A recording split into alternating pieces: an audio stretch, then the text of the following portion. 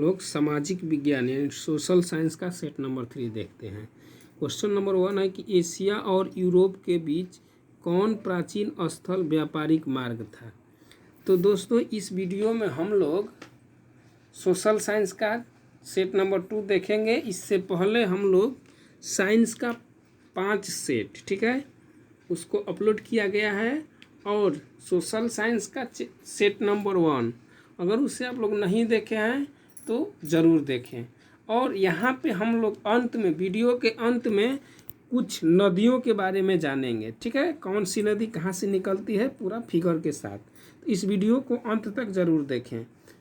चलिए स्टार्ट करते हैं। क्वेश्चन नंबर 1 है कि एशिया और यूरोप के बीच कौन प्राचीन स्थल व्यापारिक मार्ग था। तो रेशम मार्ग।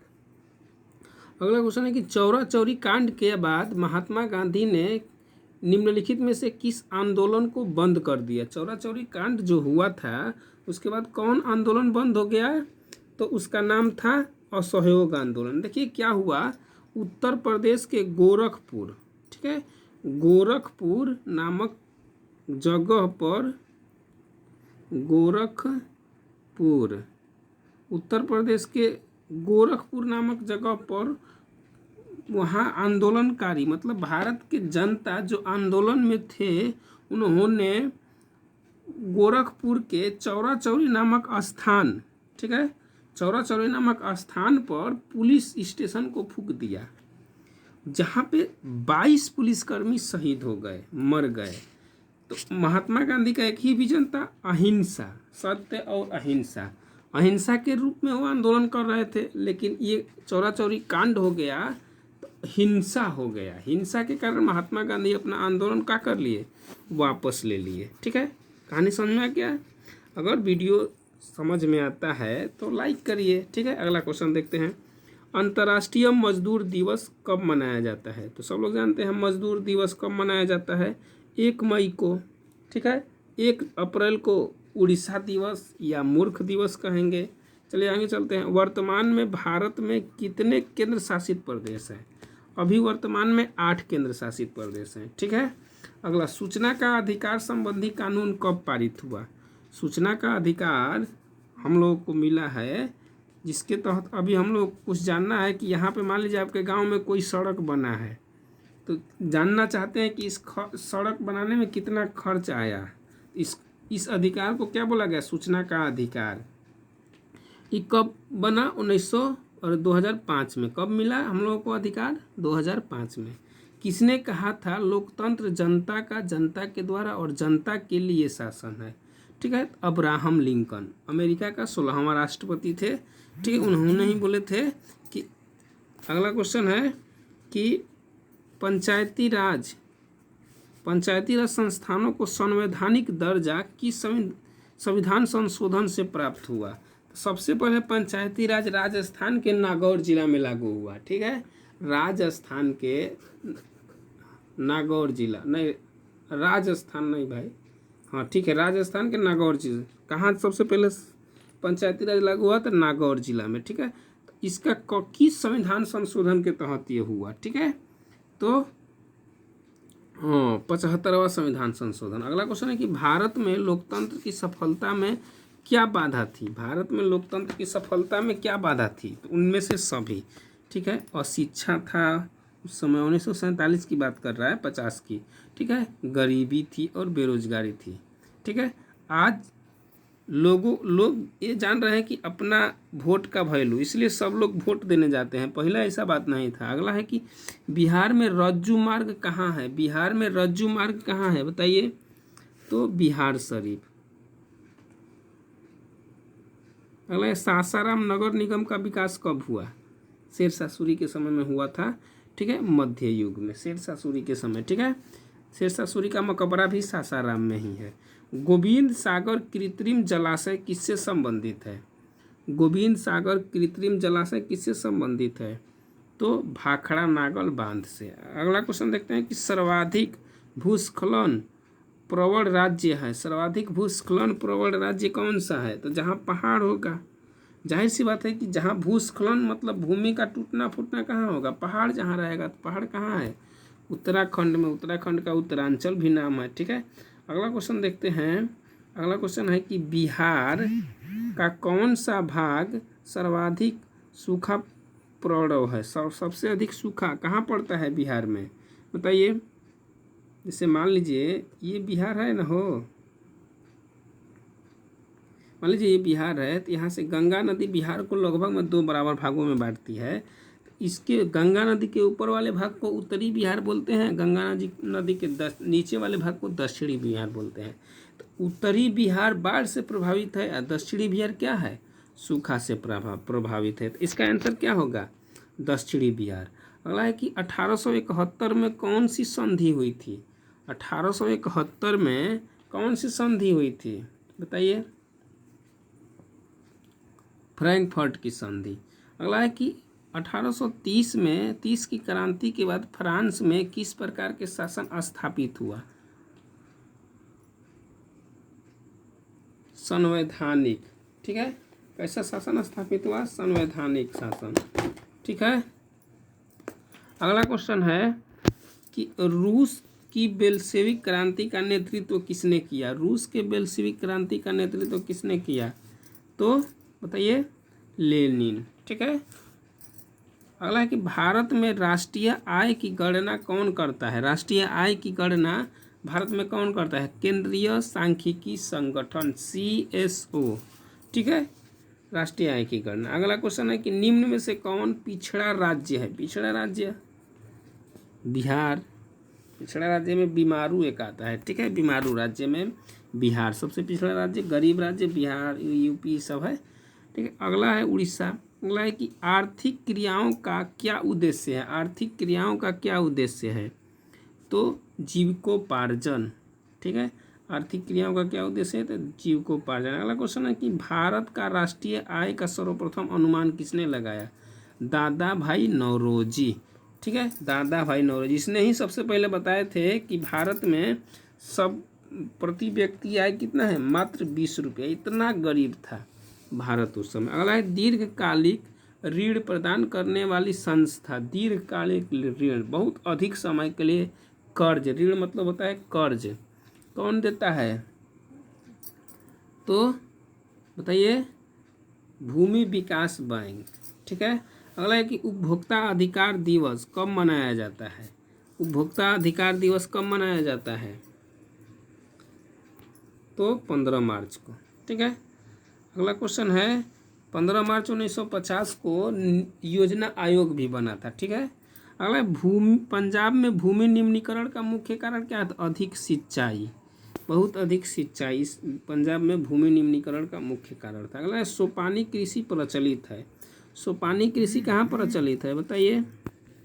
सोपानी कृषि कहाँ प्रचलित है, तो उत्तराखंड में। सोपानी कृषि का मतलब होता है कि सीढ़ी नुमा आकार करके खेती करना। तो पहाड़ी एरिया में होता है। पहाड़ी एरिया कहाँ है, उत्तराखंड या उत्तरांचल इसको बोलते हैं। अगला है कि बिहार में प्रायः कैसी मिट्टी पाई जाती है? बिहार में प्रायः कैसी मिट्टी पाई जाती है, तो जलोढ़ मिट्टी, ठीक है। बिहार में कैसी मिट्टी पाई जाती है, जलोढ़ मिट्टी, जो धान गेहूँ के लिए क्या है, उपयुक्त है। अगला क्वेश्चन है कि आयुर्वेद का जनक किसे कहा जाता है? आयुर्वेद का जनक किसे कहा जाता है, तो कोई नहीं। आयुर्वेद का जनक आप लोग सुने होंगे, आयुष मंत्रालय, ठीक है। अगला क्वेश्चन, हाँ, अगला क्वेश्चन है कि बिहार में कितने प्रतिशत क्षेत्र में वन है? बिहार में कितने प्रतिशत क्षेत्र में वन है, तो लगभग में 7 पॉइंट समथिंग, ठीक है, 7% याद करेंगे। अगला क्वेश्चन देखते हैं। अगला क्वेश्चन है कि इनमें से कौन लौह युक्त खनिज का उदाहरण है? लौह युक्त मतलब जिसमें लोहे की प्रचुर मात्रा होती है, ठीक है, तो मैग्नेटाइट। लोहा का क्या है, अयस्क है, मैग्नेटाइट। अगला क्वेश्चन है कि सबसे घटिया कोयला कौन है? सबसे घटिया कोयला पीट, ठीक है। अगला सबसे अच्छा कोयला एंथ्रासाइट। सबसे अच्छा कहेगा तो एंथ्रासाइट, और सबसे घटिया कहेगा तो पीट। घटिया मतलब खराब। अगला है कि निम्न में से कौन रोपड़ फसल नहीं है? किसको रोपान, देखिए धान को रोपते हैं, गन्ना को रोपते हैं, गन्ना छींटते थोड़े हैं। चाय को रबड़ को रोपते हैं, लेकिन चाय की खेती होती है, तो क्या होगा, ठीक है, चाहे रोपड़ फसल नहीं है। अगला है कि भारत की प्रमुख खाद्यान्न फसल कौन सी है? भारत के लोग सबसे अधिक क्या खाते हैं? आप लोग जानते हैं, आप लोग भी खाते होंगे, धान, चावल, धान। अगला है कि बिहार में कितने % कृषि क्षेत्र है? बिहार में कितने प्रतिशत कृषि के लिए क्षेत्र है? 60%, ठीक है, 60%। अगला है कि निम्न में से कौन संचार सेवाओं का अंग है? संचार सेवा का कौन अंग है बताइए? समाचार पत्र, न्यूज पहुंचाएगा, टेलीफोन न्यूज पहुंचाएगा, टेलीविजन, टीवी न्यूज पहुंचाएगा। तो इनमें से सभी आंसर होगा, ठीक है। अगला है कि मानवीय पूंजी निर्माण का मुख्य घटक कौन है?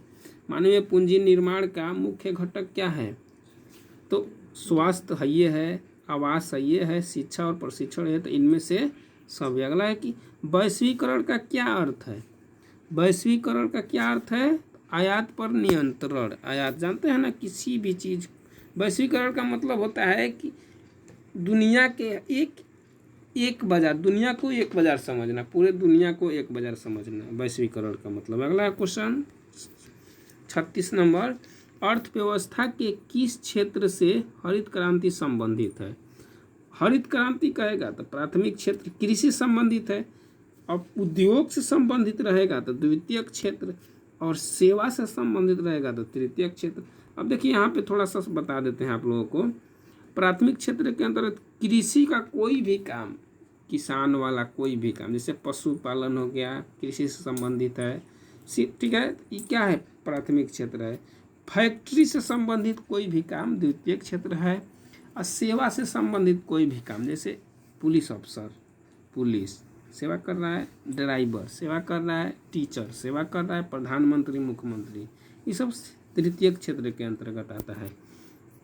अगला है कि निम्न में से कौन सा संस्थान भारत में मुद्रा जारी करने के लिए अधिकृत है? कौन सा संस्थान है जो मुद्रा जारी करने के लिए संस्थान है? भारत में आरबीआई मुद्रा जारी करता है। कोई भी आप लोग पैसा देखते हैं ना, तो उसमें आरबीआई के गवर्नर का सिग्नेचर होता है, प्रधानमंत्री और मुख्यमंत्री का सिग्नेचर नहीं होता है। अगला क्वेश्चन है कि बिहार राज्य है, बिहार राज्य क्या है? कृषि प्रधान राज्य है, ठीक है। यहाँ के सभी लोग कृषि से जुड़ल हैं। अगला है कि निम्नलिखित में से कौन हमारे रहन सहन के स्तर को प्रभावित करता है? क्या हमारे रहन सहन के स्तर को प्रभावित करता है जी? प्रति व्यक्ति, अगर हम ज़्यादा कमाएंगे तो अच्छे से रहेंगे, या नहीं कमाएंगे तो फटल फटल पहनेंगे, ठीक है। अगला है बिहार में कितने जिले हैं? 38 जिला। बिहार में कितना जिला है? 38 जिला। ये तो सब लोग जानता होगा। भारत में राज्य कहेगा तो 28 राज्य। अगला है संपूर्ण क्रांति का नेतृत्व किसने किया? जयप्रकाश नारायण, जिसको जेपी बोला जाता है, ठीक है, जयप्रकाश नारायण को जेपी बोला जाता है। अगला क्वेश्चन है बांग्लादेश कब स्वतंत्र हुआ? जयप्रकाश नारायण को जननायक भी बोला जाता है ना, नहीं, जननायक, हाँ। बांग्लादेश कब आज़ाद हुआ? बांग्लादेश बताइए, 1971 ईस्वी में। पहले बांग्लादेश 1971 से पहले पूर्वी पाकिस्तान कहलाता था, जो इंदिरा गांधी के समय आज़ाद होकर उसका नाम बांग्लादेश पड़ा। अगला क्वेश्चन है कि भारत में किस राज्य में सर्वप्रथम पंचायती राज शुरू हुआ? अभी बताए हैं। किस राज्य में सबसे पहले पंचायती राज शुरू हुआ? राजस्थान। जिला पूछेगा तो नागौर जिला, ठीक है। अभी ऊपर बताए क्वेश्चन आया था, ठीक है। निम्नलिखित में से कौन केंद्र शासित प्रदेश है? केंद्र शासित प्रदेश बताइए कौन है? चंडीगढ़। चंडीगढ़ केंद्र शासित प्रदेश है। दिल्ली केंद्र शासित प्रदेश है। जम्मू कश्मीर केंद्र शासित प्रदेश है। लद्दाख केंद्र शासित प्रदेश है। अगला क्वेश्चन देखते हैं कि संघ राज्य का उदाहरण है। संघ राज्य का उदाहरण क्या है? भारत, अपना प्यारा इंडिया, अपना प्यारा इंडिया। संघ राज्य अमेरिका, ठीक है, इनमें से सभी होगा, ठीक है। कनाडा भी, अमेरिका भी, भारत भी, इनमें से सभी आंसर होगा, ठीक है, संघ राज्य का उदाहरण। अगला क्वेश्चन देखते हैं कि भारत का केंद्रीय बैंक कौन है? भारत का केंद्रीय bank RBI, reserve bank of India, RBI, ठीक है। अगला क्वेश्चन है आरबीआई ही भारत में नोट यानी रुपया छापता है, ठीक है। अगला क्वेश्चन है कि कृषि उत्पादों के मानवीकरण के लिए किस मानक का प्रयोग किया जाता है? कृषि से संबंधित रहेगा तो बताइए। Egg mark. सोना रहेगा, हॉल मार्क। आप लोग जाते हैं ना सोना तो हॉल मार्क चेक करते हैं, ठीक है। हॉलमार्क जिस सोना के गहना पे है उसको शुद्ध माना जाता है। अगला क्वेश्चन है कि निम्न में से कौन प्राथमिक क्षेत्र से संबंधित है? प्राथमिक क्षेत्र से कौन संबंधित है? तो कृषि क्षेत्र बताया है ना ऊपर। अभी नहीं देखे हैं तो फिर से देखिए, 2 बार देखिए, 3 बार काहे नहीं आएगा भाई? का नहीं आएगा? मानव क्या नहीं कर सकता है। अगला, 3 कठिया प्रणाली किन पर लागू थी? 3 कठिया प्रणाली किस पर लागू थी? किसानों पर। 3 कठिया प्रणाली चंपारण में हुआ था। महात्मा गांधी 1917 में आए थे चंपारण, उसी समय हुआ था। तो महात्मा गांधी को चंपारण किसने बुलाया था? राजकुमार शुक्ल जी। ठीक है, याद करेंगे, राजकुमार शुक्ला जी उनको बोला जाता है। अगला क्वेश्चन है कि जालियांवाला बाग हत्याकांड की जांच के लिए सरकार ने किस समिति का गठन किया? हंटर। ठीक है, नाम था समिति का हंटर, जालियांवाला बाग हंटर। ठीक है, अगला क्वेश्चन है राजेंद्र प्रसाद का जन्म स्थान कहाँ है? बिहार में, अपना प्यारा बिहार। अगला, काकोलत जलप्रपात बिहार के किस जिला में है? काकोलत जलप्रपात नवादा जिला में है। ठीक है, काकोलत जलप्रपात कहाँ है? नवादा जिला में। अगला क्वेश्चन है कि किस देश की सीमा बिहार से जुड़ी है? तो ऊपर देखिए, ऊपर क्या है? ऊपर क्या है बताइए? नेपाल। बिहार की सीमा, बिहार के उत्तर में नेपाल है। बिहार की चौहदी जब पढ़ेंगे तो उत्तर में नेपाल, सुने हैं ना। अगला क्वेश्चन की गठबंधन की सरकार बनाने के लिए किस प्रकार की दलीय व्यवस्था की जरूरत है? गठबंधन की सरकार बनाना है तो बहुदलीय व्यवस्था होना चाहिए, तभी ना गठबंधन बनाएंगे, नहीं तो नहीं बना पाएंगे। अगला, भारतीय जनता पार्टी के प्रथम अध्यक्ष कौन थे? बीजेपी, जो अभी मोदी जी के पार्टी है ना, ठीक है, उनका है प्रथम अध्यक्ष थे मुरली मनोहर जोशी। मुरली मनोहर जोशी। अगला क्वेश्चन है कि भारत में राष्ट्रीय आपातकाल की घोषणा कब हुआ? बताइए, भारत में राष्ट्रीय आपातकाल की घोषणा कब हुआ? 1977 में। देखिए, भारत में राष्ट्रीय आपात 3 बार हो चुका है। ठीक है, पहली बार 1961 में भारत चीन के आक्रमण के समय, दूसरी बार 1977 में, तीसरी बार आप लोग कमेंट करके बताइए। ठीक है, देख रहे हैं कितने लोग पढ़ रहे हैं घर पे। अगला क्वेश्चन है कि भूकंप केंद्र के ऊर्ध्वाधर पृथ्वी पर स्थित केंद्र को क्या कहते हैं? जहाँ भूकंप शुरू होगा उसको क्या कहेंगे? अधिक केंद्र। ठीक है, अधिक केंद्र कहते हैं। अगला क्वेश्चन देखते हैं, सुनामी किससे संबंधित है? सुनामी कहाँ आएगा? समुद्र में आएगा। सुनामी कहाँ आएगा? समुद्र में आएगा, आकाश में थोड़े आएगा।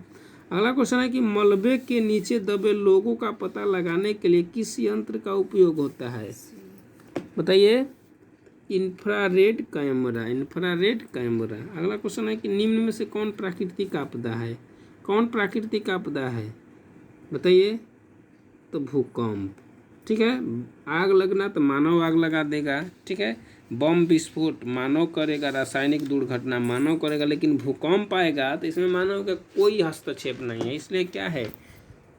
प्राकृतिक आपदा है। और आपदा वाला वीडियो ऑलरेडी अपलोड है, नहीं देखे हैं तो उसे जरूर देखिए। ठीक है, अगला क्वेश्चन देखते हैं, निम्न में से कौन सा खरीफ फसल है? खरीफ फसल कौन है बताइए? धान है। ठीक है, अगला क्वेश्चन है कि ऑपरेशन फ्लड क्या है? ऑपरेशन फ्लड क्या है बताइए? डेयरी विकास से संबंधित है।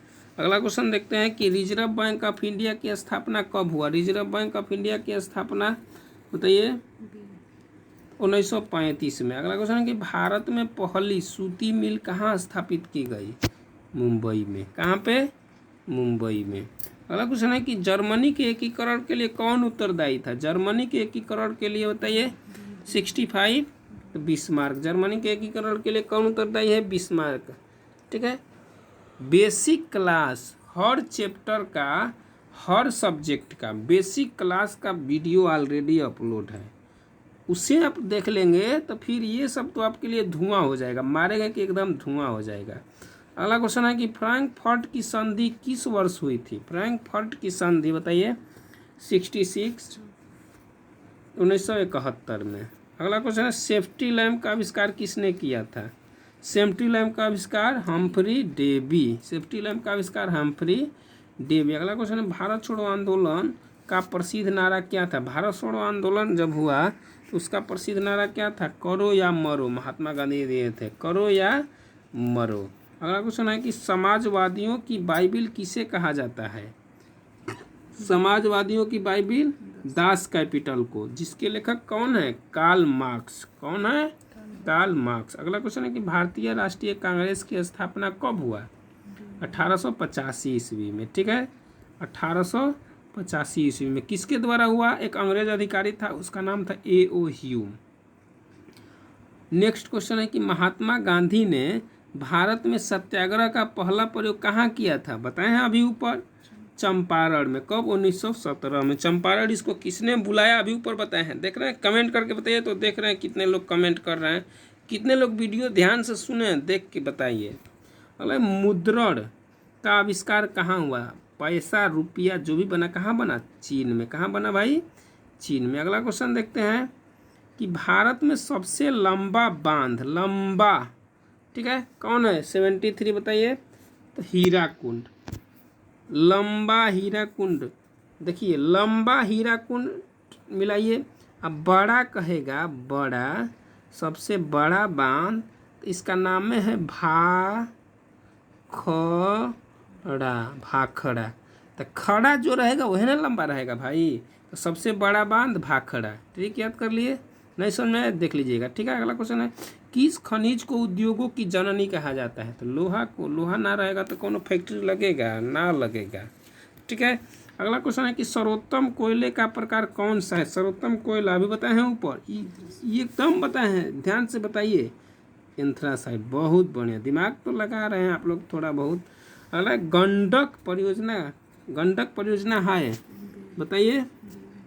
वाल्मीकि नगर में। वाल्मीकि नगर में। अगला क्वेश्चन है कि किन राज्यों में से, निम्न में से किस राज्यों में, किसमें सर्वाधिक वन क्षेत्र है? सबसे अधिक वन क्षेत्र कहाँ है? बताइए। मध्य प्रदेश 77, MP मध्य प्रदेश। अगला क्वेश्चन है कि कहलगांव तापीय विद्युत परियोजना है, तो कहलगांव तापीय विद्युत परियोजना कहाँ है? तो भागलपुर में। सूखे के लिए उत्तरदायी कारक, सूखे के लिए उत्तरदायी कारक क्या है? वर्षा की कमी। वर्षा हो भी ना करेगा तो क्या हो जाएगा? सूखा पड़ जाएगा। ठीक है, अगला क्वेश्चन देखते हैं और लास्ट क्वेश्चन, इसके बाद थोड़ा सा मैप के बारे में समझेंगे। अगला क्वेश्चन है कि बिहार में, अगला क्वेश्चन है कि बिहार में कौन बाढ़ प्रवण क्षेत्र है? अभी बताए हैं ऊपर, अभी बताए हैं ना ऊपर भाई, बाढ़ सबसे अधिक कहाँ आती है? उत्तरी बिहार। अब थोड़ा सा समझते हैं मैप, थोड़ा सा मैप समझिए। जैसे मान लीजिए ये बिहार है, अभी चित्र बनाए थे बिहार का, आप लोग देखे नहीं हैं तो थोड़ा सा ध्यान से समझिएगा। ये बिहार है, मान लीजिए ये गंगा नदी है। ठीक है, गंगा नदी, गंगा नदी के ऊपर वाले भाग को बोलेंगे उत्तरी बिहार, उत्तरी बिहार। और नीचे वाले भाग को क्या बोलेंगे? दक्षिणी बिहार। समझा क्या? तो जो बिहार के ऊपर है, उत्तर के तरफ, इधर बाढ़ आएगा, नीचे है इधर सूखा पड़ेगा। ठीक है, तो गंगा, क्वेश्चन पूछेंगे बिहार के बीचों बीच कौन नदी है? तो गंगा नदी। ठीक है, बिहार के बीचों बीच गंगा नदी। ठीक है, ऊपर से बिहार के उत्तर, यानी ऊपर में कौन है? नेपाल। ऊपर में नेपाल। बिहार के उत्तर में कौन है? नेपाल। बिहार के दक्षिण में कौन है? झारखंड। बिहार के दक्षिण में झारखंड। पूरब में पश्चिम बंगाल, पूरब में पश्चिम बंगाल, पश्चिम में यूपी, पश्चिम में उत्तर प्रदेश, यूपी। ठीक है, पश्चिम में यूपी। एक बार और, उत्तर में नेपाल, दक्षिण में झारखंड, पूरब में पश्चिम बंगाल, पश्चिम में उत्तर प्रदेश। तो दोस्तों, इस प्रकार हम लोगों का वीडियो समाप्त हुआ। Thank you for watching this video. Take care.